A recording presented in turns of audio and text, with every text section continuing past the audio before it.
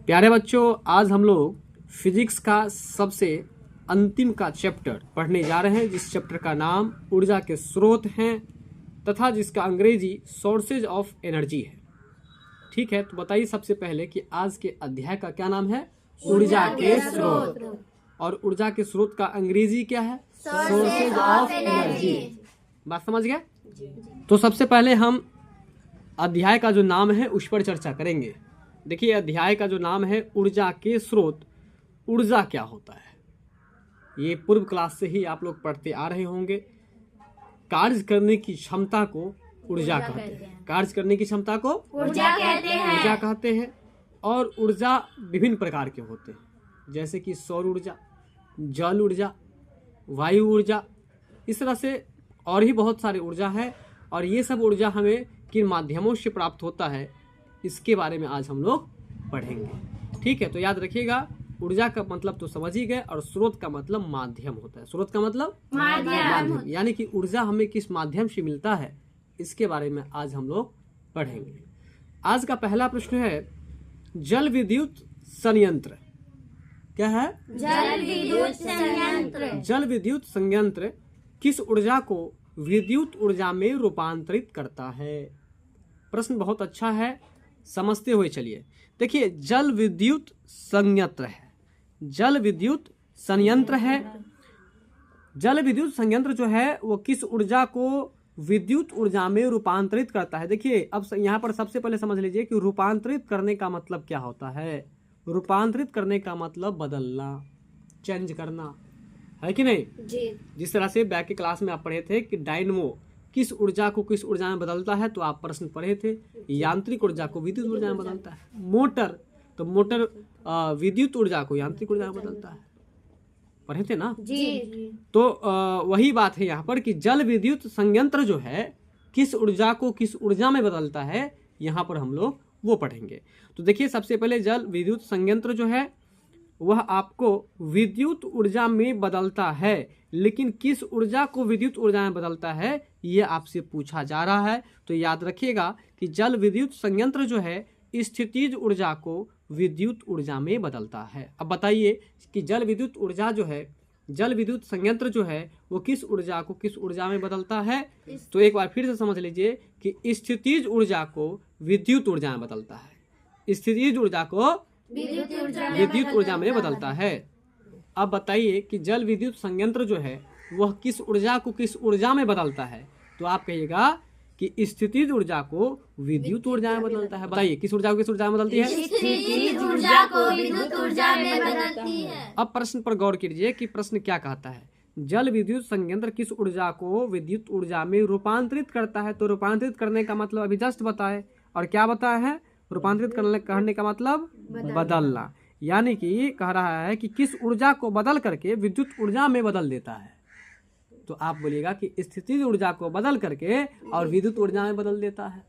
बात समझे कि नहीं समझे? अभी बताइए किस संयंत्र के बारे में पढ़े हैं? जल विद्युत संयंत्र के बारे में। किस संयंत्र के बारे में पढ़े हैं? जल विद्युत संयंत्र के बारे में। जल विद्युत संयंत्र किस ऊर्जा को किस ऊर्जा में बदलता है? स्थितिज ऊर्जा को विद्युत ऊर्जा में बदल देता है। स्थितिज ऊर्जा को विद्युत ऊर्जा में बदल देता है। प्रश्न समझ में आया अभी भी कि नहीं आया, ये बता दीजिए।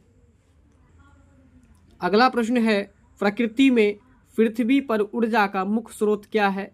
प्रश्न बहुत ही ज़्यादा महत्वपूर्ण है, तो ध्यान जरूर रखिएगा कि प्रकृति में पृथ्वी पर ऊर्जा का मुख्य स्रोत यानी कि एनर्जी का मुख्य स्रोत क्या है? तो पृथ्वी पर जो ऊर्जा का मुख्य स्रोत है वो है आपको सूर्य प्रकाश। पृथ्वी पर ऊर्जा का मुख्य स्रोत क्या है? सूर्य प्रकाश। बिल्कुल, जैसे कि अभी देखिए, सूर्य का प्रकाश आने से पौधा अपना भोजन बनाता है, नहीं? आपके शरीर में भी ताजगी मिलती है कि नहीं? इस तरह से बहुत सारे फायदा हैं सूर्य के प्रकाश का। तो इसलिए याद रखिएगा कि पृथ्वी पर ऊर्जा का मुख्य स्रोत कौन सा स्रोत है? सूर्य की ऊर्जा या सूर्य का प्रकाश। बात समझ गए? सूर्य का प्रकाश, सूर्य का प्रकाश जो है यह पृथ्वी पर ऊर्जा का सबसे मुख्य स्रोत है। आइए, अगला प्रश्न है, नाभिकीय ऊर्जा है कि नहीं? नाभिकीय ऊर्जा प्राप्त करने के लिए क्या आवश्यक है? ठीक है ना? तो नाभिकीय ऊर्जा प्राप्त करने के लिए आपको यूरेनियम आवश्यक है। क्या आवश्यक है? यूरेनियम। किस ऊर्जा की बात कर रहे हैं? नाभिकीय ऊर्जा की। तो बताइए नाभिकीय ऊर्जा के लिए क्या आवश्यक है, ये आपसे पूछ रहा है। तो नाभिकीय ऊर्जा के लिए आपको क्या आवश्यक है? यूरेनियम। क्या आवश्यक है? यूरेनियम। अब आपका अगला प्रश्न है ग्लोबल वार्मिंग। अब देखिए ग्लोबल वार्मिंग का हिंदी जो होता है वो वैश्विक तापमान होता है ना, या वैश्विक टेम्परेचर भी कह सकते हैं। ग्लोबल वार्मिंग का हिंदी क्या होगा? वैश्विक तापमान। क्या होगा? वैश्विक तापमान। जी। तो पूरे विश्व में जो तापमान बना हुआ रहता है वो किस गैस के कारण से, मतलब अभी जैसे वातावरण में गर्मी है तो वातावरण में गर्मी जो है, तापमान जो आप देख रहे हैं, इसका क्या वजह है? तो याद रखिएगा ग्लोबल वार्मिंग का कारण जो है वो आपको CO2 है। और CO2 को ही हम लोग क्या कह सकते हैं बताइए? कार्बन। क्या कह सकते हैं बोलिए? Carbon dioxide. Carbon dioxide. Dioxide. क्या कह सकते हैं? Carbon dioxide. जी, कार्बन डाइऑक्साइड कह सकते हैं। CO2 को क्या कह सकते हैं? Carbon dioxide. और अभी जो इतना तापमान है उसका क्या वजह है? कार्बन डाइऑक्साइड ही है। और प्रश्न पूछे कि ग्लोबल वार्मिंग के लिए उत्तरदायी गैस कौन सा है, तो आप CO2। बात समझे कि नहीं समझे ये बता दीजिए। ग्लोबल वार्मिंग का हिंदी क्या रहेगा? वैश्विक तापमान। चलिए ये भी हम आपको लिख देते हैं। वैश्विक तापमान। तापमान यदि रहे तो इसका मतलब समझ लीजिएगा क्या चीज है? Global warming. चलिए अगला प्रश्न है गर्म जल प्राप्त करने के लिए कौन सा जल प्राप्त करना है आपको? गर्म जल प्राप्त करने के लिए। गर्म जल प्राप्त करने के लिए हम सौर जल तापक का उपयोग किस दिन नहीं कर सकते हैं?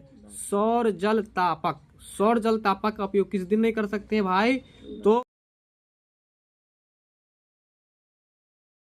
बादलों वाले दिन, यानी कि जिस दिन बादल लगा हुआ रहेगा उस दिन आप सौर जल तापक का उपयोग नहीं कर सकते, क्योंकि गर्म पानी जो है ना आपका होगा ही नहीं। अरे भाई बादल लगा रहेगा तो धूप निकलता है नहीं। जब नहीं निकलेगा तो आप सौर जल ताप का उपयोग कर ही नहीं सकते और न पानी आप गर्म कर सकते हैं। तो इसलिए याद रखिएगा, प्रश्न पर ध्यान दीजिए कि गर्म जल प्राप्त करने के लिए हम सौर जल तापक का उपयोग किसी दिन नहीं कर सकते हैं। तो बादलों वाले दिन। किस दिन नहीं कर सकते हैं? बादलों वाले दिन। चलिए अगला प्रश्न है निम्नलिखित में कौन जैव मात्रा स्रोत का उदाहरण नहीं है? प्रश्न अति महत्वपूर्ण है, गलती अधिक संभावना रहती है। ध्यान से देख लीजिए। जैव मात्रा ऊर्जा स्रोत का उदाहरण कौन नहीं है? तो देखिए जैव मात्रा ऊर्जा स्रोत का जो उदाहरण है वो कौन कौन सा है, पहले हम उस पर चर्चा करेंगे। तो देखिए लकड़ी जो है वो जैव मात्रा स्रोत का उदाहरण है। गोबर गैस जो है यह भी आपको जैव मात्रा स्रोत का उदाहरण है ना। कोयला जो है ये भी आपको जैव मात्रा स्रोत का उदाहरण है, जबकि नाभिकीय ऊर्जा जो है वह जैव मात्रा ऊर्जा स्रोत का उदाहरण नहीं है। अब समझिए कि जैव मात्रा ऊर्जा स्रोत क्या होता है। तो देखिए ऐसा ऊर्जा जो जीवों के माध्यम से प्राप्त होता है, जैसे गोबर किसी जीव से ही प्राप्त होता है ना। जीव समझते हैं कि नहीं समझते हैं? जीव जंतु समझते हैं ना। तो गोबर जो है सो गाय या भैंस या कोई भी अन्य जानवरों से जो प्राप्त होता है तो उसके माध्यम से ही आपको गैस का निर्माण हुआ, तो गोबर गैस हो गया। तो बताइए गोबर गैस जब ये हो गया तो समझ लीजिए किसी न किसी जीव जंतु का गोबर होगा। नहीं समझे मेरी बात? तो बताइए गोबर गैस जैव मात्रा का ऊर्जा स्रोत है कि नहीं है? है। जो जीव से प्राप्त हो, सीधी सी बात है कि नहीं? अच्छा बताइए लकड़ी है कि नहीं? लकड़ी भी तो जैव से ही प्राप्त हो रहा है ना, क्योंकि सजीव में ही ना पेड़ पौधा को भी हम लोग रखते हैं कि नहीं रखते हैं? क्योंकि वो सांस लेता है, भोजन करता है। तो लकड़ी भी जैव मात्रा का स्रोत है कि नहीं है? और कोयला क्या चीज से बना? कोयला लकड़ी से। देखिए कोयला लकड़ी से भी बनता है, ये भी बात सही है। और क्या होता है कि दुनिया जब जो आपको उलट पलट जाता है तो उसके बाद जितना भी जीव जंतु होता है, पेड़ पौधा होता है कि नहीं, सब उसके अंदर चला आता है। और जब सब उसके अंदर चला जाता है वही करोड़ों अरब वर्ष में जो है सो आपको कोयला बन करके तैयार हो जाता है। जितना जीव जंतु पेड़ पौधा सब रहता है ना, सब मर जाता है और मरने के बाद वही सब कईयन अरब बरस के बाद जो है सो वो सब क्या बन जाता है? कोयला बन जाता है। तो बताइए कि कोयला भी जो बना वो भी जैव जीवे से न बना है, जी पेड़ पौधा से बना, मनुष्य से बना, जानवर से बना, तो सब जीवे से न बना है। लेकिन नाभिकीय ऊर्जा जो है वह अजैव है। अजैव का मतलब जैव नहीं है, क्योंकि नाभिकीय ऊर्जा जो प्राप्त होता है वो यूरेनियम से प्राप्त होता है। नाभिकीय ऊर्जा क्या चीज से प्राप्त होता है? यूरेनियम से प्राप्त होता है। नाभिकीय ऊर्जा किससे प्राप्त होता है? यूरेनियम से। यूरेनियम से। तो अब बताइए कि जैव मात्रा ऊर्जा स्रोत का कौन कौन सा उदाहरण है, बताइए। लकड़ी है, गोबर गैस, कोयला। अब तो बात समझ में आ गया ना। चलिए अगला प्रश्न है कि निम्नलिखित में कौन जीवाश्म ईंधन नहीं है। अब देखिए जीवाश्म ईंधन पहले समझ लीजिए। जीवाश्म ईंधन मतलब अभी जस्ट बताए कि करोड़ों या अरब वर्ष पहले जब मतलब धरती उलट पलट हो जाता है और उस दरमियान जीव जंतु सब उसमें क्या जाता है, मर जाता है चप करके। तो जब मर जाता है तो उसके अंदर से जो खुदाई करके जो निकालते हैं ना हम लोग, तो उस सब को हम जीवाश्म ईंधन कहते हैं। जैसे कोयला आप निकालते हैं वो भी एगो जीवाश्म ईंधन ही है। कोयला आप निकालते हैं वो क्या है? जीवाश्म ईंधन ही है। पेट्रोलियम है वो भी एक जीवाश्म ईंधन ही है। बात समझ रहे हैं? समझ रहे हैं? तो आइए प्रश्न पर कि कौन जीवाश्म ईंधन नहीं है। तो देखिए बायोगैस जो है ना ये नहीं है, जबकि बताए थे ना कि पेट्रोलियम जीवाश्म ईंधन है तो है। कोयला के बारे में बताए थे कि नहीं बताए थे? अच्छा, प्राकृतिक गैस जो है यह भी आपको जीवाश्म ईंधन ही है। बात समझ गए? तो बताइए, ये भी प्रश्न बहुत अच्छा है, बड़ा ही मजेदार प्रश्न है, पूछने वाला प्रश्न है। तो बताइए कि जीवाश्म ईंधन का कौन कौन सा उदाहरण है। तो दो तो याद हो ही गया होगा, कोयला और पेट्रोलियम, और दूसरा एक याद कर लीजिएगा आपको प्राकृतिक गैस। क्या याद कीजिएगा, जल्दी बताइए। फिर से बताइए। और कौन नहीं है? बायोगैस नहीं है। कौन नहीं है? चलिए अगला प्रश्न है कि ईंधन है, मतलब इसमें से आपको 4 ऑप्शन में से बताना है कि ईंधन कौन है। अब सबसे पहले समझिए कि ईंधन किसे कहते हैं। तो देखिए जलने वाले जितने भी पदार्थ हैं, जलने वाले जितने भी पदार्थ हैं उसे ही हम लोग ईंधन कहते हैं। तो बताइए लकड़ी ईंधन है कि नहीं है? है ना। पेट्रोल, डीजल, केरोसिन तेल, जो जलने वाला पदार्थ है सब ईंधन ही कहलाएगा। ठीक है। तो अब ऑप्शन में है कि सीएनजी। सीएनजी का मतलब होता है कंप्रेस्ड नेचुरल गैस। ठीक है ना। इसके बाद एलपीजी मतलब लिक्विफाइड पेट्रोलियम गैस, और लकड़ी, ये सब जलता है कि नहीं जलता है? तीनों का तीनों जलता है। जब ये गैस लग गया, देखिए सीएनजी में गैस, सीएनजी में जी का मतलब गैस हुआ, एलपीजी में जी का मतलब गैस हुआ, और यही एलपीजी गैस आप जो खाना बनाते हैं उसमें एलपीजी ही रहता है। तो बताइए एलपीजी गैस जलता है कि नहीं जलता है? जलता है, तभी तो आप खाना बना पाते हैं। इसलिए सीएनजी कहे या एलपीजी कहे, ये दोनों आपको ईंधन है। इसके साथ में लकड़ी के बारे में तो आपको पता ही है कि वो जलता है। तो जो जलने वाला पदार्थ है उसी को हम लोग क्या कहते हैं? ईंधन कहते हैं। तो अब बताइए कि इसमें से ईंधन कौन कौन सा है? सीएनजी, एलपीजी, लकड़ी। वेरी गुड, यानी कि इसका आंसर क्या हो जाएगा? इनमें से सभी। अगला प्रश्न है जीवाश्म ईंधन का उदाहरण है। तो हम आपको एक बार पुनः फिर से बता देते हैं कि जीवाश्म ईंधन क्या है। जीवाश्म ईंधन का मतलब अभी जस्ट बताए थे कि कई हजार करोड़ अरब वर्ष पहले जीव जंतु, पेड़ पौधा, ये सब जो है सो धरती के उलट पलट होने से जो दब जाता है और उसके खुदाई के बाद जो हम लोग उसको खोद खोद करके निकालते हैं उसे जीवाश्म ईंधन हम लोग कहते हैं। ठीक है। तो जीवाश्म ईंधन का कौन कौन सा उदाहरण? तो कोयला तो है ही, ठीक है ना। इसका पेट्रोलियम जो है ये भी है आपको, ठीक है ना, यानी कि ए और बी दोनों।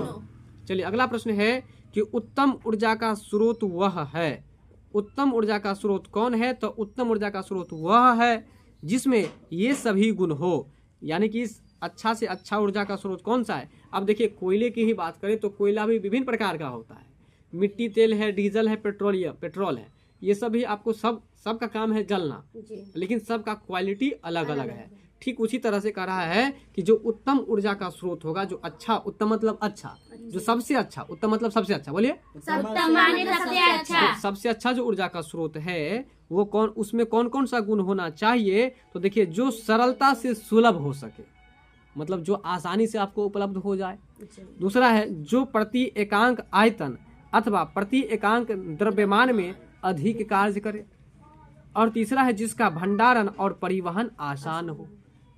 अब कोई ऐसा चीज है जो आपको मिलना ही मुश्किल है, बड़ी दूर है, बहुत खर्च है, तो उसको हम लोग उत्तम ईंधन नहीं कहेंगे। तो उत्तम ऊर्जा स्रोत कौन सा है? तो जो सरलता से सुलभ हो जाए, जो प्रति एकांक आयतन अथवा प्रति एकांक द्रव्यमान में अधिक कार्य करे, और तीसरा जिसका भंडारण तथा परिवहन आसानी से हो जाए।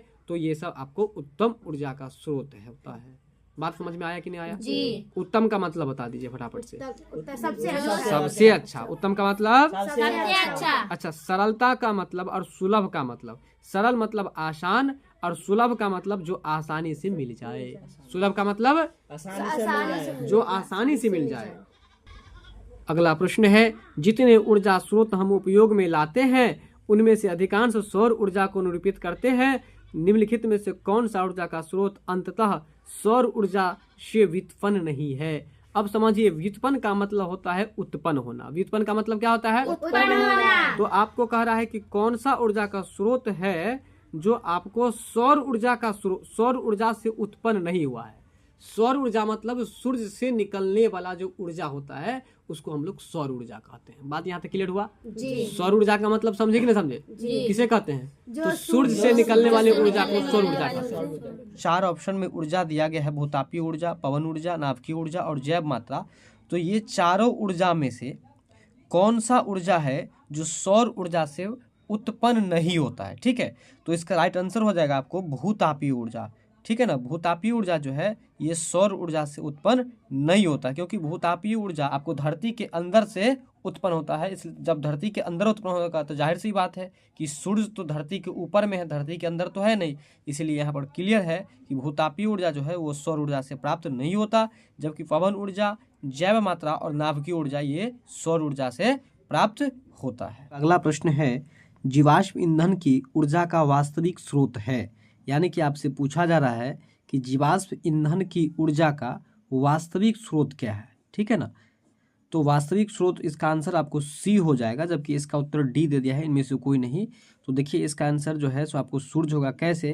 तो देखिए जीवाश्म ईंधन जिसके बारे में हम पहले भी बता चुके हैं। जीवाश्म ईंधन का मतलब होता है विभिन्न प्रकार के जीव जंतु पेड़ पौधों के माध्यम से जो आपको एक ईंधन का निर्माण होता है, हम जीवाश्म ईंधन कहते हैं। ये बात पहले ही बता चुके हैं। तो वो जो जीवाश्म ईंधन होता है उस जीवाश्म ईंधन पर सूर्य अपना टेम्परेचर देता है। जब सूर्य अपना टेम्परेचर देता है तब वह ईंधन के लायक बन पाता है, यानी कि वह जल पाता है। इसीलिए जीवाश्म ईंधन के ऊर्जा का मुख्य स्रोत या वास्तविक स्रोत अगर कहा जाए तो सूर्य हो जाएगा। ठीक है, तो यहाँ पर इसका आंसर डी गलत है, इसका सही आंसर आपको सूर्य हो जाएगा। फिर आपका अगला प्रश्न है, जीव द्रव्यमान ऊर्जा स्रोत का उदाहरण निम्नलिखित में से कौन नहीं है? अब देखिए ध्यान दीजिए, प्रश्न में नहीं लगा हुआ है। तो जीव द्रव्यमान ऊर्जा स्रोत, यहाँ पर बिल्कुल इतना ही समझिए कि जीव जंतुओं के द्वारा जो निर्मित हुआ ऊर्जा है उसको आपको छांटना है। ठीक है, तो जैसे कि देखिए पेट्रोलियम, ये भी आपको विभिन्न प्रकार के जीव जंतु और पेड़ पौधों के माध्यम से निर्माण होता है पेट्रोलियम का। बायोगैस मतलब है ना, जो जीवों के द्वारा उत्पन्न होता है गैस, तो उसको उसमें जैसे मुख्य रूप से आपको मीथेन आते हैं। ठीक है, और इसके बाद कोयला, ये भी आपको जीव जंतु के माध्यम से ही प्राप्त होता है। तो नाभिकीय ऊर्जा जो है ये आपको प्राप्त नहीं होता है, तो इसलिए इसका सही आंसर आपको सी हो जाएगा, ऑप्शन सी हो जाएगा, जबकि इसका आंसर आपको बी दे दिया है जो कि पूरा पूरा गलत है। अगला प्रश्न है, निम्नलिखित में कौन बायोगैस ईंधन का स्रोत नहीं? तो इसका उत्तर हो जाएगा आपको नाभिकीय ऊर्जा। मतलब बायोगैस जो मिलता जो है वो गोबर से मिलता है, बताए थे, कोयला से ही मिलता है और लकड़ी से भी प्राप्त होता है, जबकि आपको नाभिकीय ऊर्जा से प्राप्त नहीं होता है। इसलिए बायोगैस ईंधन का स्रोत कौन नहीं है? तो आपको नाभिकीय ऊर्जा नहीं है। अगर आपसे पूछे कि नाभिकीय ऊर्जा कहाँ से प्राप्त होता है तो आप कहेगा यूरेनियम से। कहाँ से प्राप्त होता है? यूरेनियम से। अब आपका अगला प्रश्न है, हल्के नाभिकों को मिलाकर उनसे भारी नाभिक बनाने की क्रिया क्या कहलाती है? देखिए, हल्के नाभिक को मिलाकर उनसे भारी नाभिक बनाने की क्रिया, देखिए यहाँ पर मिला रहा है कैसी नाभिक? तो हल्की नाभिक, और बना क्या रहा है? तो भारी नाभिक। तो ये हल्का से जो भारी नाभिक बना रहा है, इस प्रक्रिया को ही हम लोग क्या कहते हैं? तो इसको संलयन कहते हैं। क्या कहते हैं? संलयन। क्या कहते हैं? संलयन। संलयन कहते हैं। अगला प्रश्न है, किलोवाट घंटा यानी कि KWH, किलोवाट घंटा किसका मात्रक है? तो देखिए KWH जो है वह आपको ऊर्जा का मात्रक है। KWH किसका मात्रक है? ऊर्जा का। और कभी पूछ दे कि KWH का फुल फॉर्म क्या होगा तो बोलेगा K से किलो, W से वाट और H से आवर्स। आवर्स मतलब घंटा होता है। ठीक है, तो बताइए एक बार कि किलोवाट घंटा जो है वो किसका मात्रक है? ऊर्जा का। ऊर्जा का मात्रक है। चलिए अगला प्रश्न है, सूर्य की ऊर्जा का आधार नाभिकीय संलयन है। अब देखिए, सूर्य से जो ऊर्जा निकलती है उसका आधार क्या है, तो नाभिकीय संलयन, यानी कि नाभिकीय संलयन के माध्यम से सूर्य से ऊर्जा निकलता है। सूर्य की ऊर्जा का आधार नाभिकीय संलयन है, जिसमें हाइड्रोजन बदलती है। क्या बदल जाती है भाई? हाइड्रोजन बदलती है। तो हाइड्रोजन किस में बदल जाती है, तो याद रखिएगा हीलियम में बदल जाती है। हाइड्रोजन किसे बदल जाती है? हीलियम में। तो अब बताइए कि सूर्य जो है ना, सूर्य का जो गोला है उसमें क्या सब रहता है, तो बोलिएगा कि हाइड्रोजन रहता है और हीलियम रहता है। देखिए, हाइड्रोजन रहता है और दूसरा क्या रहता है? हीलियम रहता है। और हाइड्रोजन हीलियम में बदल जाता है। किसे बदल जाता है? हाइड्रोजन हीलियम में बदल जाता है। हाइड्रोजन हीलियम में बदल जाता है। बात समझ में आ रहा है? अगर कोई पूछे कि सूर्य में कौन कौन सा गैस रहता है तो क्या बोलेगा? तो हाइड्रोजन हीलियम। हाइड्रोजन भी रहता है और हीलियम भी रहता है। और कौन किस में बदल जाता है? हाइड्रोजन हीलियम में बदल जाता है। तो सूर्य की ऊर्जा का आधार नाभिकीय संलयन है, ये भी आप याद रखिएगा कि सूर्य से ऊर्जा कैसे निकलती है, तो नाभिकीय संलयन के द्वारा, और जिसमें हाइड्रोजन जो बदलती है वो हीलियम में बदल जाती है। हाइड्रोजन का जो संकेत होता है वो आपको H2 होता है, और हीलियम का जो होता है वो He होता है। हीलियम का क्या होता है? He। नाइट्रोजन का होता है N2, ऑक्सीजन का होता है O2। बात समझ गए? याद रखिएगा। अगला है गैर परंपरागत ऊर्जा का स्रोत। गैर परंपरागत ऊर्जा का स्रोत, ठीक है, का उदाहरण कौन सा है, तो आपको सौर ऊर्जा है, याद रखिएगा। गैर परंपरागत ऊर्जा का स्रोत जो है वो क्या है? सौर ऊर्जा। देखिए, पहले इस बात को समझ लीजिए कि गैर परंपरागत ऊर्जा स्रोत क्या होता है। गैर परंपरागत ऊर्जा स्रोत का मतलब अक्षय ऊर्जा समझ लीजिए। अक्षय, अ का मतलब नहीं और क्षय का मतलब नाश होना। मतलब जिस ऊर्जा को आप कितना भी प्रयोग कर लीजिए, कोई भी ऐसा एनर्जी है जितना भी आप प्रयोग कर लीजिए, लेकिन वो खत्म नहीं होगा, यानी कि वो क्षय नहीं होगा। तो जो कभी क्षय नहीं होगा उसी को हम लोग गैर पारंपरिक ऊर्जा स्रोत कहते हैं। वैसा ऊर्जा जिसको आप कितना भी प्रयोग कर लीजिएगा और वो कभी खत्म नहीं होगा। जैसे कि आप हवा अभी वातावरण में है कि नहीं, पहले ये बताइए। हवा है, अगर हवा नहीं होता तो आप जिंदा ही नहीं रहते, तो इसका मतलब हवा है। और हवा आप कब से ले रहे हैं? जब से पैदा लिए तभी से ले रहे हैं ना जी। और जब तक जिंदा रहेगा तब तक लीजिएगा ना। जी। खत्म हुआ है हवा? नहीं हुआ ना। तो जो ऊर्जा कभी खत्म नहीं हो वही कहलाता है गैर पारंपरिक ऊर्जा स्रोत। अब बताइए, जल कभी खत्म होगा? नहीं होगा। सूरज का रोशनी नहीं खत्म होगा। बात समझ में आ रहा कि नहीं? जी। ज्वारीय ऊर्जा, ज्वारीय ऊर्जा का मतलब क्या होता है? समुद्र में जो ज्वार भाटा आता है ना, और उससे जो ऊर्जा उत्पन्न होता है वो भी कभी खत्म होने वाला नहीं है। तो जो कभी खत्म नहीं हो उसे ही हम लोग कहते हैं गैर पारंपरिक ऊर्जा स्रोत। बात समझ गए? चलिए, तो अब बताइए आप लोग कि गैर पारंपरिक ऊर्जा स्रोत का उदाहरण कौन सा है। पहले बताइए, विद्युत ऊर्जा, मतलब बिजली जो है खत्म होगा कि नहीं होगा, ये बताइए। बिजली खत्म होता है। जी। बात समझ में आ रहा है कि नहीं आ रहा है? जी। अगर नहीं खत्म होता है तो अब बताइए कि बैटरी जो आप टॉर्च में लगाते हैं तो क्या वो सब जब खरीदते हैं तो क्या जिंदगी भर चार्जर रहता है? वो नहीं, चार्ज करना। आप कोई भी ऐसा टॉर्च ले लीजिए जो चार्ज करते हैं आप, या मोबाइल का बैटरी आप चार्ज करते हैं, तो क्या जिंदगी भर चार्जर रहता है? नहीं रहता है। इसका मतलब बिजली खत्म होता है कि नहीं होता है? होता है। ठीक उसी तरह से सोच लीजिए मन में कि बिजली खत्म होता है। इसलिए विद्युत ऊर्जा गैर परंपरागत ऊर्जा स्रोत होगा कि नहीं होगा? तो नहीं होगा। ये हो जाएगा, क्या हो जाएगा? तो ये हो जाएगा परंपरागत ऊर्जा स्रोत। समझ लीजिए, एक प्रश्न फिक्स है यहाँ से, जो ऊर्जा खत्म हो जाए वो परंपरागत ऊर्जा स्रोत होगा, और जो खत्म नहीं हो वो गैर परंपरागत ऊर्जा स्रोत होगा। तो देखिए, यहाँ सूर्य का ऊर्जा, सूर्य से जो ऊर्जा निकलती है वो कभी खत्म होगा नहीं। तो जो खत्म नहीं होगा वही हो जाएगा गैर परंपरागत ऊर्जा स्रोत। और जो खत्म हो जाएगा, जैसे विद्युत ऊर्जा खत्म हो जाएगा कि नहीं हो जाएगा? विद्युत मतलब बिजली ऊर्जा खत्म होगा कि नहीं होगा? तो खत्म हो जाएगा। तो ये हो गया कौन सा ऊर्जा स्रोत? परंपरागत ऊर्जा स्रोत। आगे है नाभिकीय ऊर्जा, ये भी आपको एक दिन खत्म हो जाता है, ये भी खत्म होने वाला स्रोत है। भूतापीय ऊर्जा, ये भी खत्म होने वाला है, तो ये भी आपको जो है सो परंपरागत ऊर्जा स्रोत में आ जाएगा। जबकि सौर ऊर्जा जो है यह कभी भी खत्म नहीं होगा, इसलिए जो कभी खत्म नहीं हो उसे ही हम लोग गैर परंपरागत ऊर्जा का स्रोत कहते हैं। चलो, तो गैर परंपरागत ऊर्जा का स्रोत समझ गए कि नहीं समझे, ये बताइए। समझ गए।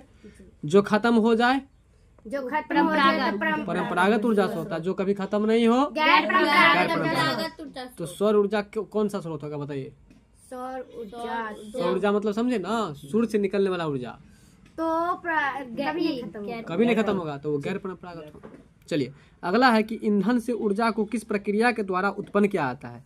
ईंधन से ऊर्जा को किस प्रक्रिया के द्वारा उत्पन्न किया जाता है? तो याद रखिए, जैसे कि मान के चलिए हम एगो बात आपको बताते हैं। पहले रेल कैसे चलता था बताइए तो?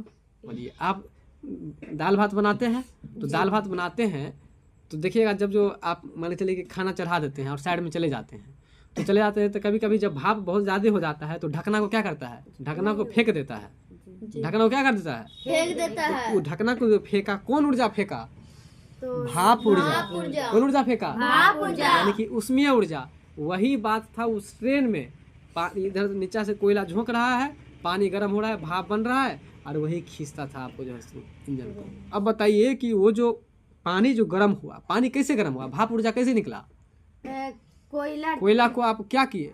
कोयला को झोंके उसमें, मतलब झोंके ना, तो मतलब क्यों झोंके? जलाने के लिए। तो वही बात है, ईंधन जो है यानी कि जैसे कोयला ईंधन हो गया, और ईंधन को हम लोग जलाते हैं तब ऊर्जा निकलता है। वही बात यहाँ है कि देखिए, ईंधन से ऊर्जा को किस प्रक्रिया के द्वारा उत्पन्न किया जाता है? तो ईंधन को दहन करके, दहन करने का मतलब उसको जला करके, दहन करने का मतलब जला करके, दहन करने का मतलब जला करके। हाँ, चलिए। तो ईंधन से ऊर्जा किस प्रक्रिया के द्वारा उत्पन्न होता है? तो दहन करके यानी कि जला करके। अगला प्रश्न है, नाभिकीय ऊर्जा किस प्रकार उत्पन्न होती है? तो ये प्रश्न तो बहुत बार आ गया है। नाभिकीय ऊर्जा नाभिकीय विखंडन से उत्पन्न होती है।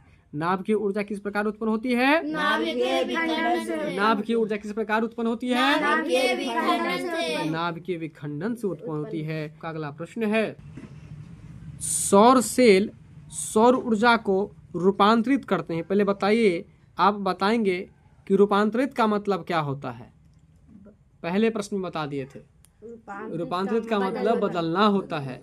तो सौर सेल मतलब सूर्य से जो चार्ज होने वाला बैटरी है, सेल का मतलब पढ़ाए थे ना हम। तो बैटरी, तो सूर्य से जो बैटरी चार्ज होता है, वो जो सौर सेल है सौर ऊर्जा को रूपांतरित करते हैं। मतलब सौर ऊर्जा को किसे बदल देता है? तो विद्युत ऊर्जा में। जैसे आप सूर्य से पहले बैटरी को चार्ज करते हैं तब न बल्ब जलाते हैं, तो वो बैटरी कैसे चार्ज हुआ? पहले सौर ऊर्जा को लिया और सौर ऊर्जा को किससे बदल दिया? विद्युत ऊर्जा में। मतलब विद्युत मतलब बिजली। तो पहले चार्ज किए तब तो बिजली दिया, वही सौर ऊर्जा को लिया और विद्युत ऊर्जा को दिया। तो अब बताइए कि सौर सेल जो है वह सौर ऊर्जा को किसमें रूपांतरित करते हैं? विद्युत ऊर्जा में। विद्युत ऊर्जा में रूपांतरित करते हैं। इसके बाद जो आपका अगला प्रश्न है, पवन ऊर्जा के क्षेत्र में कौन सा देश अग्रणी है? अब देखिए, पवन ऊर्जा के क्षेत्र में, पवन ऊर्जा का मतलब क्या होता है? क्या आपको पता है कि हवा के माध्यम से भी बिजली उत्पन्न होती है? देखिए, हवा के माध्यम से भी बिजली उत्पन्न होती है। कैसे? बहुत बड़ा खंभा में आपको एक पंखा लगा देता है, और जब वो पंखा नचता है हवा से, तो नीचे डायनमो लगा हुआ होता है, और वो जो डायनमो होता है, बात समझ में आ रहा है? तो उस डायनमो को चलने से बिजली उत्पन्न होता है। तो वही कह रहा है कि पवन ऊर्जा के क्षेत्र में कौन सा देश सबसे आगे है? अग्रणी का मतलब आगे। तो कौन सा देश आगे है? तो जर्मनी। याद रखिए कि हवा के माध्यम से जो ऊर्जा सबसे ज्यादा उत्पन्न करता है वो कौन सा देश? जर्मनी। हवा के माध्यम से जो ऊर्जा उत्पन्न करता है वो कौन सा देश है? जर्मनी। बात समझे कि नहीं समझे? अगला प्रश्न है आपका, ईंधन से ऊर्जा किस प्रक्रिया के द्वारा उत्पन्न होता है? देखिए, ये प्रश्न अभी आया था कि नहीं आया था? ईंधन मतलब जलने वाला पदार्थ। तो ईंधन से ऊर्जा कैसे मिलता है? तो दहन करके ना। तो ईंधन से ऊर्जा किस प्रक्रिया के द्वारा उत्पन्न किया जाता है? तो याद रखिएगा, दहन के प्रक्रिया को। अब अगला प्रश्न है कि आप कचरा को निपटाने की समस्या को कम करने के लिए, आप कचरा को निपटाने की समस्या को कम करने में क्या योगदान कर सकते हैं? तो बताइए कि कम करने में क्या योगदान कर सकते हैं? तो गलत आदतों और इस्तेमाल के तरीकों में बदलाव ला करके आप कचरा से निपट सकते हैं, है ना? आप चाहते हैं कि अगर हम कचरा से निपट जाएं, तो इसके लिए आप आदत को अच्छा कीजिए। जैसे कि थोड़ा बहुत कचरा घर से निकला, आप अपने घर का कचरा किसी दूसरे व्यक्तियों के मुंह के सामने रख देते हैं, लेकिन आपको ये आदत नहीं अच्छा है, आपको ये नहीं करना है। आपको क्या करना है कि सारे कचरों को उठा करके एक गड्ढा खोदिए और उस गड्ढा में अपने कचरा को क्या कर दीजिए, डाल दीजिए। जिस दिन भर जाएगा उस दिन भर दीजिए उसको, या नहीं तो डस्टबिन रखिए, जो डिब्बा सब नहीं होता है कचरा फेंकने वाला, उसमें रखिए। तो वही करा कि आप कचरा को निपटाने की समस्या कम करने में क्या योगदान कर सकते हैं, तो गलत आदतों एवं इस्तेमाल के तरीकों में बदलाव ला करके। बात समझ रहे हैं कि नहीं? अगला प्रश्न है गोबर गैस। बताइए गोबर गैस से कौन सा गैस उत्पन्न होता है, बताइए तो आप लोग। बायोगैस, सही है। चलिए मलमूत्र से वो बनता है। तो गोबर गैस संयंत्र से प्राप्त बायोगैस का मुख्य घटक पूछ रहा है कि आपसे कौन सा है। तो बायोगैस का जो मुख्य घटक है वो आपको मीथेन है। क्या है? मीथेन है। और मीथेन का अगर संकेत पूछेगा तो क्या होगा? CH4। हाँ, ठीक है। और चलिए अब ब्यूटेन का पूछेगा तो C4H10 क्या हो जाएगा? C4H10। चलिए अगला है कि ऊर्जा का अनवीकरणीय स्रोत। अब देखिए अनवीकरणीय का मतलब क्या होता है ये भी समझ लीजिए। अनवीकरणीय का मतलब जिसका आप प्रयोग करेंगे और वो खत्म हो जाएगा, जिसका आप यूज करेंगे और वो क्या हो जाएगा? खत्म हो तो जाएगा। बताइए कोयला का जब हम प्रयोग कर लेंगे तो क्या दोबारा उसका प्रयोग कर सकते हैं? नहीं। जब कोयला को एक बार प्रयोग कर लेंगे दोबारा प्रयोग कर सकते हैं? तो नहीं कर सकते हैं, वो तो भुसनी बन जाता है ना, उसका प्रयोग तो दोबारा नहीं कर सकते हैं। वही बात है कि ऊर्जा का अनवीकरणीय स्रोत मतलब जिसका प्रयोग एक बार के बाद दोबारा नहीं कर सकते हैं वही आपको अनवीकरणीय स्रोत कहलाता है। जैसे कि कोयला या पेट्रोलियम, ये आपको अनवीकरणीय स्रोत का उदाहरण है। जो प्रयोग करने पर खत्म हो जाए, दोबारा उसका प्रयोग नहीं कर सकते हैं, वो सब आपको अनवीकरणीय कहलाता है। और जिसका प्रयोग बार बार कर सकते हैं जैसे कि जल, जैसे कि हवा, नहीं जैसे कि ज्वारीय ऊर्जा, ये सब जो है आप बार बार प्रयोग कीजिएगा फिर भी खत्म होने वाला नहीं है। तो इसलिए ऊर्जा का अनवीकरणीय स्रोत का उदाहरण जो है यहाँ पर ये सब जो है सो अनवीकरणीय स्रोत का ही उदाहरण है। मतलब कोयला पेट्रोलियम भी अनवीकरणीय स्रोत है, पेट्रोल भी अनवीकरणीय स्रोत है क्योंकि पेट्रोलियम का ही ये भाग है। CNG जो है यह भी आपको अनवीकरणीय स्रोत है। बात समझ गए? और इसके बाद दिया है यहाँ पर आपको कोई नहीं, तीनों इसका आंसर होगा। यानी कि अगर यहाँ पर आता इनमें से सभी तो इनमें से सभी हो जाता, लेकिन आपको यहाँ दे दिया है कोई नहीं। तो क्या कहा जा सकता है, अब किताब में प्रिंट हो चुका है। तो फिलहाल आप याद रखिएगा कि इनमें से सभी जितना भी है ये सारे के सारे जो है सो क्या है, बोलिए। ये अनवीकरणीय स्रोत का उदाहरण है। हाँ, इनमें से सभी इसका आंसर हो जाएगा। बात समझे कि नहीं समझे? चलिए तो इसका उत्तर ये हम कट कर देते हैं, सभी हो जाएगा।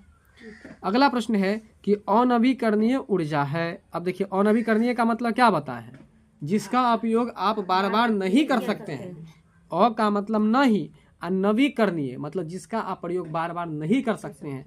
तो बताइए कि कोयला का उपयोग बार बार कर सकते हैं? नहीं। तो इसलिए तो कोयला से प्राप्त ऊर्जा अनवीकरणीय स्रोत है। जबकि हम बताए थे ज्वारीय ऊर्जा, ज्वार कहाँ पर आता है बताए थे हम? तो समुद्र में आता है। तो वही है महासागरीय ऊर्जा कहिए या ज्वारीय ऊर्जा कहिए, बात बराबर है। सौर ऊर्जा ये कभी खत्म होगा? नहीं। पवन ऊर्जा खत्म होगा? नहीं। तो इसका मतलब महासागरीय ऊर्जा, सौर ऊर्जा और पवन ऊर्जा ये तीनों नवीकरणीय ऊर्जा है, जबकि कोयला से जो प्राप्त ऊर्जा है वो अनवीकरणीय है। अगला प्रश्न है ऊर्जा के दो अनवीकरणीय स्रोत। देखिए अनवीकरणीय है ना, तो अ का मतलब होता है नहीं और नवीकरणीय का मतलब होता है जिसका उपयोग आप बार बार कर सकते हैं। तो देखिए नवीकरणीय मतलब जिसका उपयोग बार बार कर सकते हैं, और अ लग गया ना, तो अ का मतलब जिसका उपयोग बार बार नहीं कर सकते हैं। तो जिसका उपयोग बार बार किसका नहीं कर सकते हैं, हम ऑप्शन दे रहे हैं। बताइए जैव मात्रा और पेट्रोलियम का उपयोग बार बार कर सकते हैं? नहीं कर सकते हैं।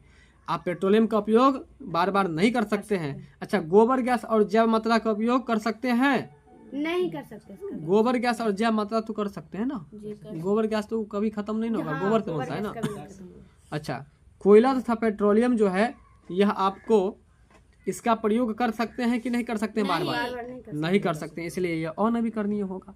लेकिन यहाँ पर लग गया था जैव मात्रा तथा पेट्रोलियम, उसके हिसाब से ये भी ऑप्शन गलत हो गया अगर देखा जाए तो। फिर भी अगर जैव मात्रा है तो इसको आप जो है ना नवीकरणीय मान सकते हैं, ठीक है। तो इसलिए देखा जाए तो ये भी ऑप्शन गलत है। तो फिलहाल सबसे अच्छा ऑप्शन यही है कि कोयला और पेट्रोलियम जो है अनवीकरणीय स्रोत है। बात समझे। प्रश्न है कौन सा परंपरागत ऊर्जा स्रोत है। तो परंपरागत का मतलब क्या बताए थे, है ना, एक बार प्रयोग करने के बाद आप दूसरी बार उसका प्रयोग नहीं कर सकते हैं। तो देखिए नाभिकीय ऊर्जा जो है यूरेनियम से उत्पादन होता है और इसका प्रयोग आप बार बार नहीं कर सकते क्योंकि ये खत्म होता है, तो इसलिए ये परंपरागत में हो जाएगा। जबकि इसका उत्तर सी दिया है जो कि गलत है। ये सब जैव मात्रा यानी कि बायोमास जो है, भूतापीय ऊर्जा जो है, ये सब आपको गैर परंपरागत है। बात समझ रहे कि नहीं। और जबकि ये जो है ये आपको परंपरागत है। ठीक है, तो याद रखिएगा। तो बताइए परंपरागत ऊर्जा स्रोत का उदाहरण कौन कौन सा है। तो नाभिकीय ऊर्जा और जैव मात्रा यानी कि बायोमास जो है वह कौन सा ऊर्जा का स्रोत है, तो गैर परंपरागत। और भूतापीय ऊर्जा गैर परंपरागत। अब आपका अगला प्रश्न है महासागर तरंगों की ऊर्जा से उचित मूल्य पर विद्युत उत्पादन के लिए वही स्थान उपयुक्त माने जाते हैं जहां तट के 1 किलोमीटर लंबाई में आपतित सागरीय ऊर्जा दर कम से कम 40 मेगावाट हो। MW का मतलब क्या हुआ, मेगावाट। MW का मतलब मेगावाट। ठीक है, तो महासागर तरंगों की ऊर्जा से उचित मूल्य पर विद्युत उत्पादन के लिए वही स्थान उपयुक्त माने जाते हैं। कौन सा स्थान उपयुक्त माने जाते हैं, तो जहां तट के 1 किलोमीटर लंबाई में आपतित सागरीय ऊर्जा दर कम से कम आपको 40 मेगावाट होनी चाहिए। बात समझ रहे हैं। चलिए अगला प्रश्न है सागरीय तापीय ऊर्जा संयंत्र OTEC। OTEC को हिंदी में हम लोग क्या कहते हैं, सागरीय तापीय ऊर्जा संयंत्र। क्या कहते हैं, सागरीय तापीय ऊर्जा संयंत्र। तो सागरीय तापीय ऊर्जा संयंत्र प्रणाली में प्रचालन के लिए प्रति 1000 मीटर पर ताप का अंतर कम से कम कितना डिग्री होना चाहिए, तो 20 डिग्री होना चाहिए। कितना होना चाहिए, 20 डिग्री। 1 MA बराबर होता है, ठीक है ना। 1 MA बराबर जो होता है वो क्या होता है, तो 10 का पावर 3 A, 10 का पावर 3 A। 1 माइक्रो एम्पियर विद्युत धारा बराबर क्या होता है, तो 1 माइक्रो एम्पियर विद्युत धारा बराबर जो होता है 10 का पावर -6 एम्पियर। क्या होता है, 10 का पावर -6 एम्पियर। ठीक है, तो इस दोनों को याद रखिएगा, दोनों महत्वपूर्ण है। ठीक है ना, दोनों महत्वपूर्ण है, याद रखिएगा। 1 माइक्रो एम्पियर बराबर कहेगा तो 10 का पावर -6 एम्पियर, और 1 मिली एम्पियर बराबर कहेगा तो 10 का पावर -3 एम्पियर। -3 एम्पियर। 10 का पावर -3 एम्पियर, 10 का पावर -3 एम्पियर। इसके बाद जो है आगे 1 किलोग्राम लकड़ी के भंजक आसवन से। भंजक आसवन एक प्रक्रिया है जिस प्रक्रिया में किसी वस्तुओं को अधिक से अधिक टेम्परेचर पर गर्म करके और नए वस्तुओं का उत्पादन किया जाता है। समझ गए भंजक आसवन। 1 किलोग्राम लकड़ी के भंजक आसवन से प्राप्त चारकोल का मतलब समझते हैं। चारकोल का मतलब आपको अलकतरा जो होता है, जो सड़क बनने में काम आता है, काला काला, उसको ही चारकोल बनाता है।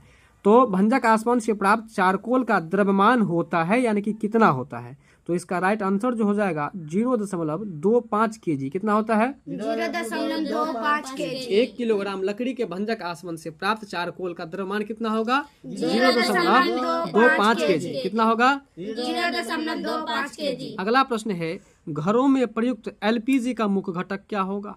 ठीक है, मतलब घर में प्रयोग किया जाने वाला जो LPG होता है, हम आपको बताए थे ना कि LPG गैस का प्रयोग आप सिलेंडर में जो खाना जो बनाते हैं तो LPG गैस होता है। तो LPG गैस का मुख्य घटक जो होता है वो आपको ब्यूटेन होता है। क्या होता है, ब्यूटेन। और ब्यूटेन का सूत्र तो आपको पता ही है, क्या होता है, C4H10। और मीथेन का क्या होता है, CH4। और एथेन का क्या होता है बताइए तो, C2H6। बात समझ गए। चलिए तो याद रखिएगा। तो बताइए कि घरों में जो प्रयोग होता है LPG गैस, उसका मुख्य घटक क्या है, तो ब्यूटेन। उसका मुख्य घटक क्या है, ब्यूटेन है। ठीक है, और एक अल्कोहल छूट गया था, इसका भी याद रखिएगा। -OH यदि किसी चीज में लगा रहे तो समझ लीजिए वो अल्कोहल है। क्या है, अल्कोहल। चलिए अगला प्रश्न है कि दिल्ली परिवहन की बसों में प्रयुक्त CNG है ना, CNG जो है मतलब दिल्ली के बस अधिकतर जो है ना वो आपको CNG गैस पर ही चलता है, जिसका फुल फॉर्म होता है कंप्रेस्ड नेचुरल गैस। क्या होता है? Compressed natural gas. तो दिल्ली परिवहन की बसों में जो सीएनजी का प्रयोग किया था उसका मुख्य घटक क्या है? तो याद रखिएगा उसका मुख्य घटक जो है वो आपको मीथेन है। क्या है? मीथेन। दिल्ली में जो बस चलती है वो अधिकतर बस आपको पेट्रोल से नहीं चलती है ना डीजल से चलती है, वो चलती क्या चीज से है? सीएनजी गैस से, है ना, सीएनजी गैस से। तो सीएनजी गैस से जो चलती है तो सीएनजी का फुल फॉर्म होता है कंप्रेस्ड नेचुरल गैस होता है। ठीक है, याद रखिएगा। तो सीएनजी का जो मुख्य घटक होता है वो आपको मीथेन गैस होता है। कौन सा क्या घटक होता है? मीथेन। और मीथेन का सूत्र क्या होता है?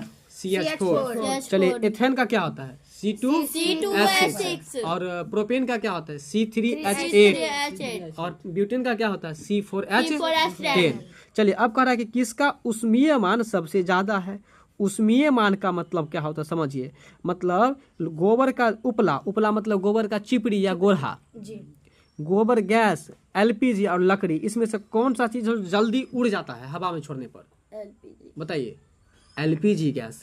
एलपीजी गैस को जैसे ही अगर हवा में खुला छोड़ दीजिए तो पता चलेगा कि 10 मिनट के अंदर में पूरा गैस खाली हो गया, है कि नहीं? लेकिन अगर गोबर की चिपड़ी को कहीं भी रख दीजिए तो 1 साल तक भी पड़ा रहता है कि उड़ जाता है वो। 1 साल तक। गोबर गैस ये भी उड़ता है लेकिन देरी से। लकड़ी ये भी खत्म होता है लेकिन देरी से, धीरे धीरे घुन लगता है ना, उसमें खराब होता है कि नहीं? तो किसका उष्मीय मान अधिक होता है? तो एलपीजी। हालांकि लकड़ी में उष्मीय मान तो होता ही नहीं है और गोबर में भी गोबर के उपले में भी उष्मीय मान नहीं होता है। उष्मीय मान मतलब भाप बन के उड़ना। तो क्या गोबर का उपला मतलब चिपड़ी भाप बन के उड़ जाता है? नहीं। लेकिन एलपीजी गैस जो आप खाना बनाते हैं वो गैस उड़ता है कि नहीं उड़ता है? उड़ता है। ठीक है, तो इस चारों में से सबसे ज्यादा जो उष्मीय मान होता है वो एलपीजी गैस में ही होता है और एलपीजी का full form liquefied petroleum gas होता है। अगला है सूर्य से जो प्रकाश ऊर्जा विकृत होती है ना, सूर्य से जो प्रकाश ऊर्जा विकृत होती है वह उस ऊर्जा का स्रोत है। उस ऊर्जा का स्रोत है तो कौन सा ऊर्जा का स्रोत है? तो हाइड्रोजन नाभिकों का संलयन।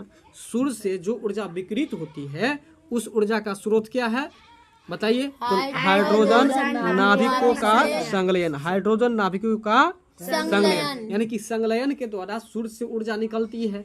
वही बात आपको कह रहा है कि सूर्य से जो ऊर्जा निकलती है वो किस प्रक्रिया के द्वारा? तो नाभिकीय संलयन के द्वारा। किसके द्वारा? नाभिकीय संलयन के द्वारा। अगला प्रश्न है पवन विद्युत जनित्र में। अब बताइए पवन विद्युत जनित्र का मतलब क्या हुआ? बताइए तो आप लोग अपना सेंस का यूज करके बताइए। देखिए हम बताते हैं। पवन का मतलब हवा होता है, विद्युत मतलब बिजली होता है, जनित्र मतलब जनरेटर होता है। मतलब ऐसा जनरेटर जो किसके माध्यम से चलता है? पवन के माध्यम से। पवन मतलब हवा, हवा के माध्यम से। अभी तो जस्ट बताए थे ना कि एक बड़ा सा खंभा होता है और उसमें पंखी लगी होती है, जब और पंखी से टरबाइन को क्या करता है तो जोड़ देता है, मतलब इसको डायनमो को, और जोड़ने के बाद जो ऊपर का पंखा चला तो फीता के माध्यम से वो भी चलता है, जिसके कारण से क्या उत्पन्न होता है? क्या उत्पन्न होता है? बिजली उत्पन्न होता है। समझ गए? तो पवन विद्युत जनित्र समझ गए? तो पवन विद्युत जनित्र में पवन की चाल किससे कम कितनी होनी चाहिए? तो किससे कम कितनी होनी चाहिए? किससे कम गलत लिख दिया गया है कि यहाँ पर हो जाएगा आपको कम से कम। क्या होगा? कम से कम। हाँ, कम से कम उसकी चाल कितनी होनी चाहिए? तो इसको कट कर दीजिएगा। कम से कम जो इसकी चाल होनी चाहिए यहाँ पर हम लिख देते हैं कम से कम। ठीक है, तो कम से कम चाल जो होनी चाहिए वो आपको 15 किलोमीटर प्रति घंटा, यानी कि 1 घंटा में, है ना, 1 घंटा में वो कम से कम कितना बार चल जाए? 15 किलोमीटर। 1 घंटा में कितना स्पीड चल जाए? 15 किलोमीटर। अगर इतना चाल कम से कम रहेगा तो बिजली का उत्पादन होगा, अगर इतना चाल नहीं होगा तो बिजली का उत्पादन नहीं होगा। अब कभी कभी मान के चलिए हवा रुक जाएगा वातावरण में तो पंखा चलेगा ही नहीं। कभी कभी ऐसा होगा कि खूब आंधी तूफान रहेगा, जब खूब आंधी तूफान रहेगा तो पंखा खूब तेजी से चलेगा। अरे चलेगा कि खूब तेजी से चलेगा?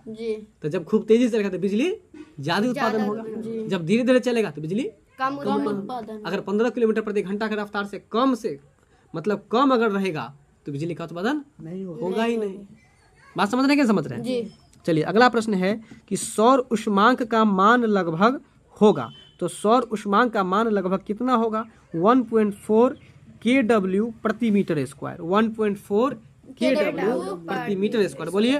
1.4 kW प्रति मीटर स्क्वायर।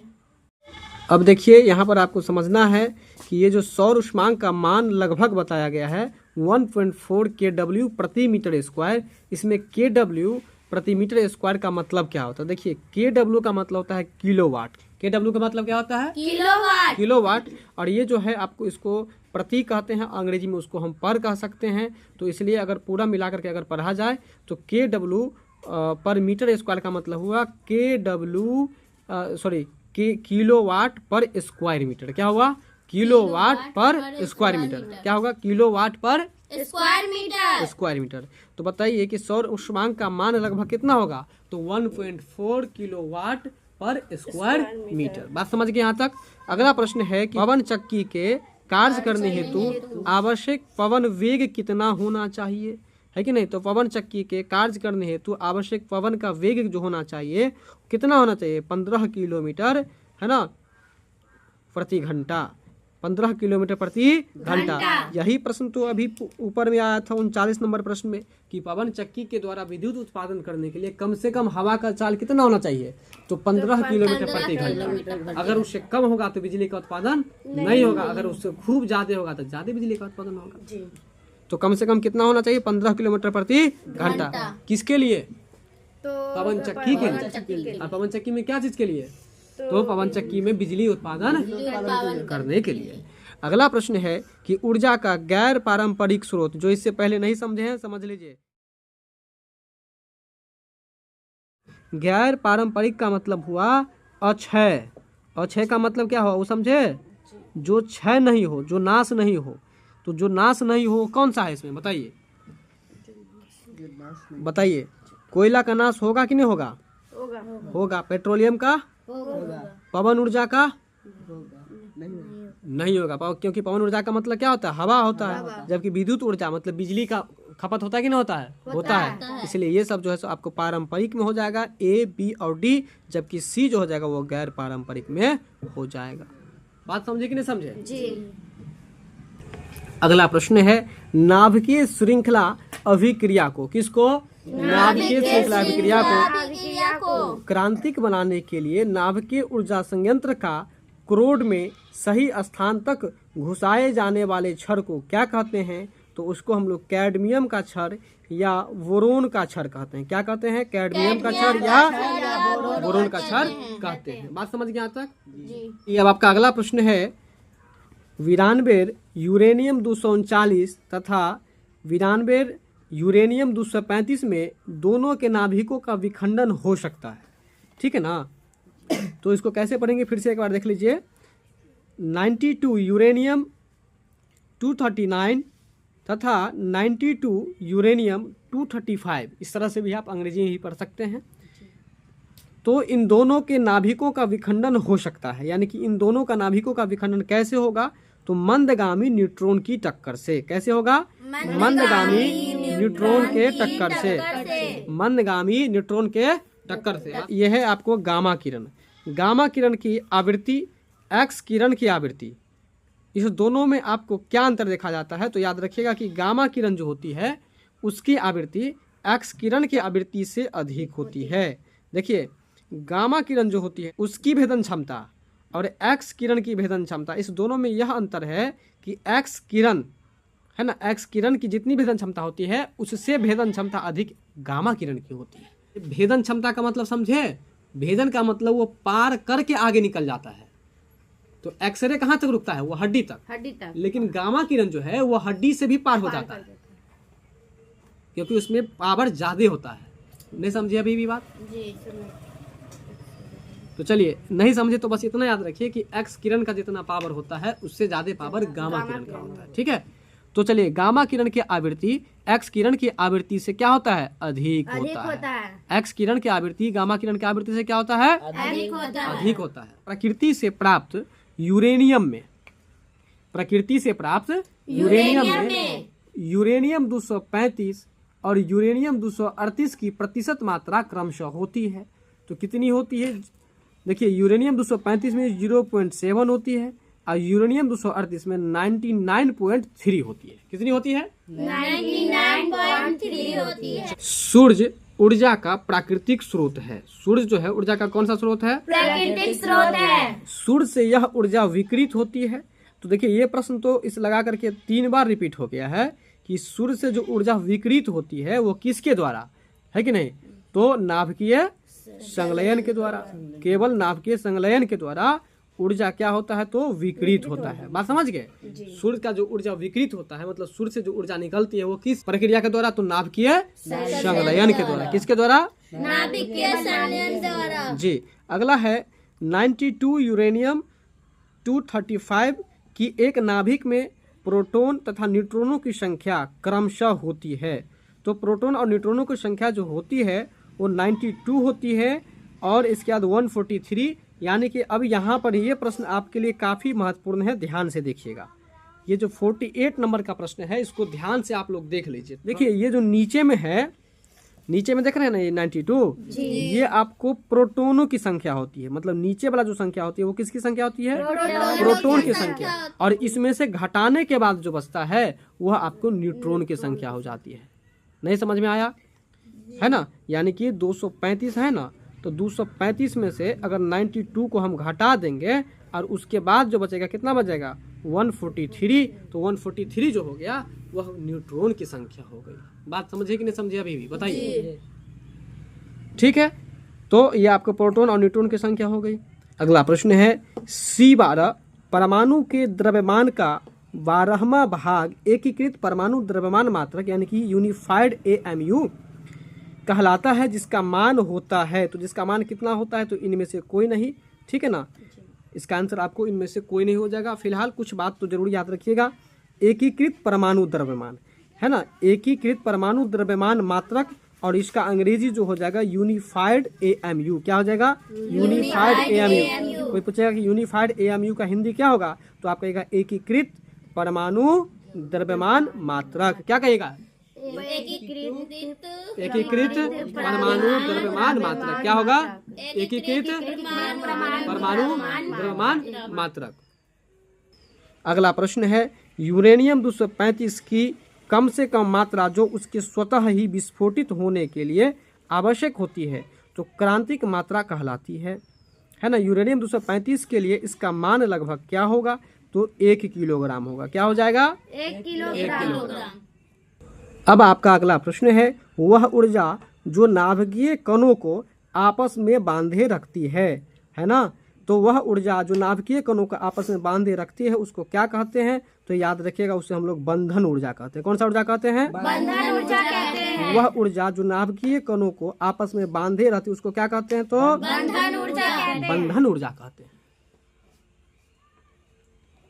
कौन सा ऊर्जा कहते हैं, बंधन ऊर्जा कहते हैं। अगर आपसे पूछेगा कि बंधन ऊर्जा किसे कहते हैं तो आप पूरा बोलिएगा। बोलिए क्या है पूरा, वह ऊर्जा जो नाभिक कणों को आपस में बांधे रहती है। जी इसको याद कर लीजिए कि वह ऊर्जा जो नाभिकीय कणों को आपस में बांधे रखती है उसे हम लोग बंधन ऊर्जा कहते हैं। बात क्लियर।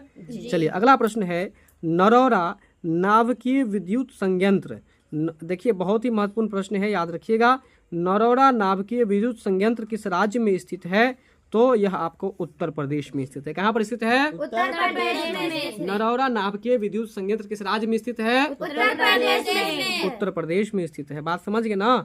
आगे है निम्न में से उत्तम ऊर्जा स्रोत कौन सा है। ठीक है, तो उत्तम ऊर्जा स्रोत कौन सा है भाई, तो बायोमास है। उत्तम ऊर्जा स्रोत कौन सा है, बायोमास। निम्न में से उत्तम ऊर्जा स्रोत कौन सा है, बायोमास। बायोमास है। ठीक है, चलिए उत्तम का मतलब क्या होता है बताइए, आपको पीछे बताए हम। उत्तम मतलब सबसे अच्छा, उत्तम मतलब सबसे अच्छा। सबसे अच्छा ऊर्जा स्रोत जो है वो आपको बायोमास है, क्योंकि कोयला जो है आपको यह तत्क्षण के लिए ही रहता है ना। पेट्रोलियम भी कुछ समय के लिए ही होता है, दोबारा प्रयोग नहीं कर सकते हैं। लकड़ी का भी एक बार प्रयोग कर लेंगे, दोबारा प्रयोग नहीं कर सकते हैं। लेकिन बायोमास एक ऐसा ऊर्जा का स्रोत है जो आप बार बार इसका प्रयोग कर सकते हैं। आगे है कौन सा स्वच्छ ऊर्जा का स्रोत है। स्वच्छ का मतलब क्या होता है, साफ शुद्ध, है ना। तो कौन सा स्वच्छ ऊर्जा का स्रोत है, तो प्राकृतिक गैस जो है ये स्वच्छ ऊर्जा का स्रोत है। जैसे कि मान के चलिए CNG गैस है ना, कंप्रेस्ड नेचुरल गैस, तो ये गाड़ी में जो यूज किया जाता है तो इसमें से धुआं ज्यादा नहीं निकलता है। अब बताइए जब धुआं ज्यादा नहीं निकलेगा तो वातावरण में आपको जो प्रदूषण भी कम फैलेगा ना। जी। अब जैसे आप मान के चलिए लकड़ी जला करके खाना बनाते हैं और सिलेंडर वाला जो गैस है उससे खाना बनाते हैं, ज्यादा बर्तन किस में गंदा होता है? लकड़ी बनाने में। तो बताइए कि उत्तम ईंधन कौन सा हुआ, लकड़ी हुआ कि आपका एलपीजी गैस हुआ? ठीक उसी तरह से यहाँ भी है कि स्वच्छ ऊर्जा का स्रोत कह रहा है कौन सा है, तो प्राकृतिक गैस जो होगा वो स्वच्छ ऊर्जा का स्रोत हो जाएगा। क्लियर है यहाँ पर? आगे है टिहरी बांध निर्माण का उद्देश्य क्या था? तो टिहरी बांध निर्माण का जो उद्देश्य था वो आपको था इनमें से सभी, यानी कि जल आपूर्ति करना, भूमि की सिंचाई करना और बिजली का उत्पादन करना। देखिए हम बताए थे ना आप लोगों की जल के माध्यम से भी बिजली का उत्पादन किया जाता है।